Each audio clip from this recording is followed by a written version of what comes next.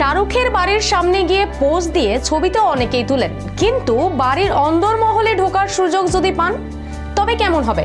নমস্কার, আমি অনুপ্রিয়া চলে এসেছি আপনাদের প্রিয় বিনোদনের খবর নিয়ে। ভাবলেই অবাক লাগছে, তো অবাক লাগলেও এটা এবার সত্যি, কারণ শাহরুখের বাড়ি এবার উঠলো ভাড়ায়। বিলাসবহুল সেই প্রাসাদ সকলের নজরে, আর সেখানে এবার কিং খান থাকার অনুমতি দিলেন, যদিও তার জন্য গুনতে হবে মোটা টাকা।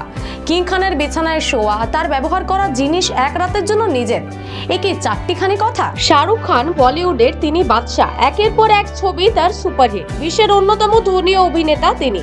মোটা টাকা পারিশ্রমিক শাহরুখের, ভারতের বুকে অন্যতম আকর্ষণী হয়ে দাঁড়িয়েছে এখন মান্নাত। কিন্তু আরো একটি বাড়ি সম্পর্কে বলা হচ্ছে আপনাদেরকে। ভেতরের সুইমিং পুল থেকে শুরু করে রাজকীয় আয়োজন, কিং খানের এই ভিলা এক কথায় স্বপ্নপুরী। যদিও তা ভারতের বুকে নয়, লস অ্যাঞ্জেলসে অবস্থিত তার এই ভিলা।